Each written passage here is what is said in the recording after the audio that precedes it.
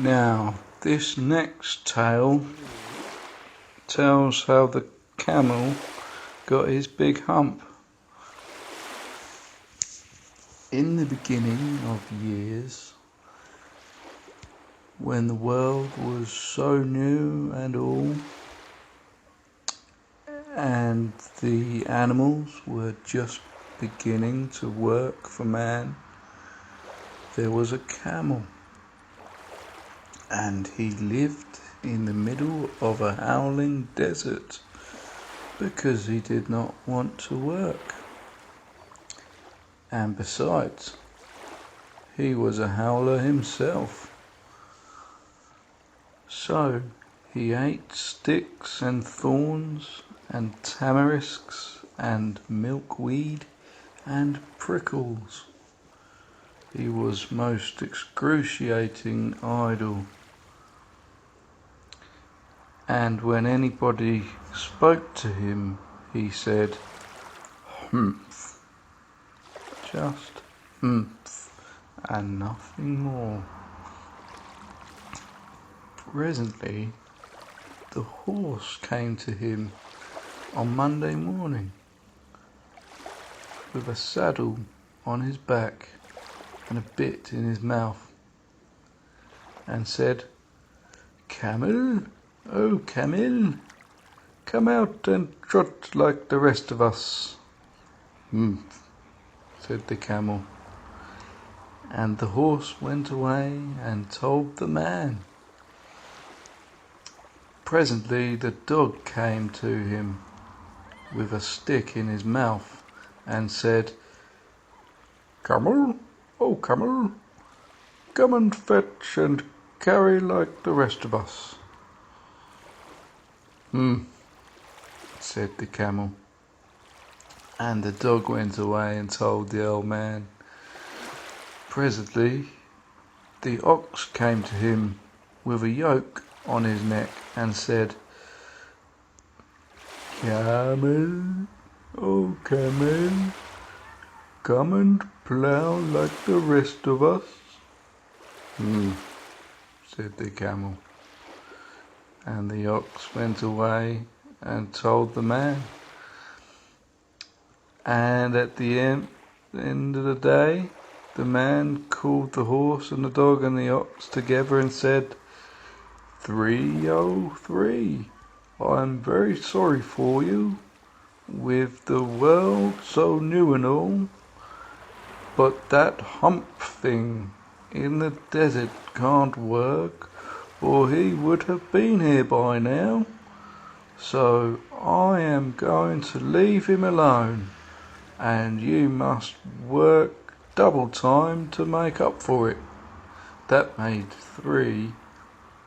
three very angry, and they held a palaver and an indaba and a panchayat and a powwow on the edge of the desert. And the camel came chewing on milkweed, most excruciatingly idle, and laughed at them. And then he said, "Humph," and went away again. Presently there came along the jinn in charge of all the deserts, rolling in a cloud of dust. Jinns always travel that way because it is magic. And he stopped to palaver and powwow with the three.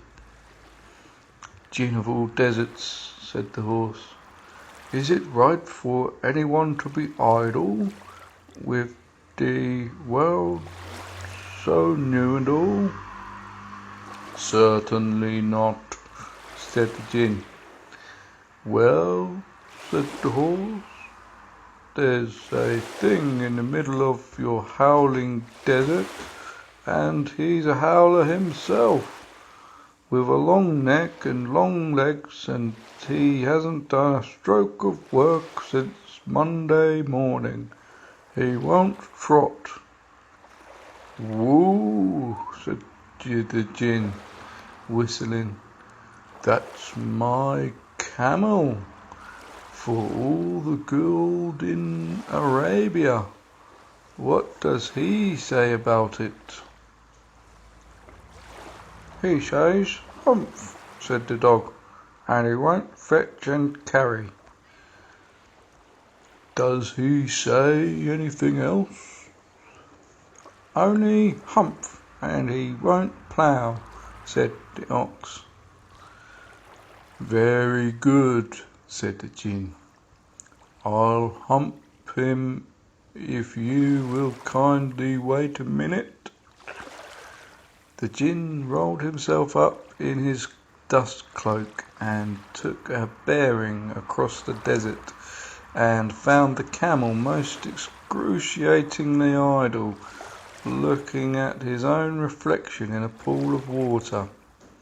My long and bubbling friend, said the gin, what's this I hear of your doing at no work, with the world so new and all?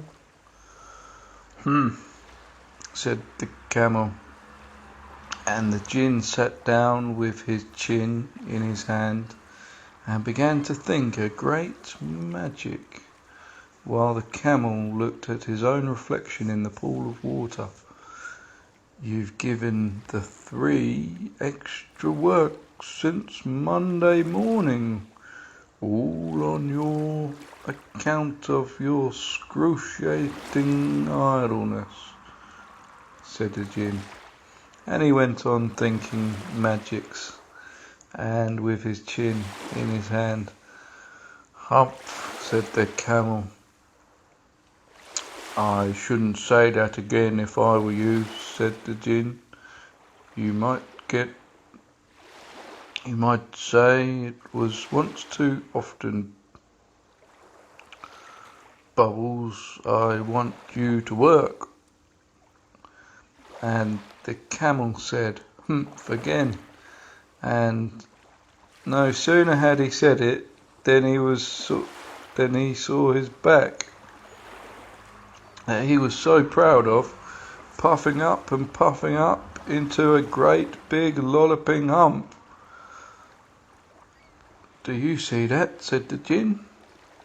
That's your very own hump that you brought upon your very own self by not working.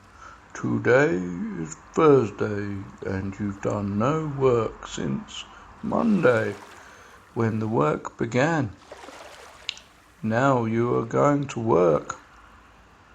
How am I? Said the camel, with this hump on my back. That's made a purpose, said the gin. All because you missed those 3 days. You will be able to work now for 3 days without eating, because you can live on your hump. And don't you ever say I never did anything for you. Come out of the desert and go to the 3 and behave. Hump yourself. And the camel humped himself, hump and all, and went away to join the 3. And from that day to this, the camel always wears a hump. We call it a hump now, though, so not to hurt his feelings. But he has never caught up with the 3 days that he missed at the beginning of the world, and he has never learned how to behave. And that's the end of the story.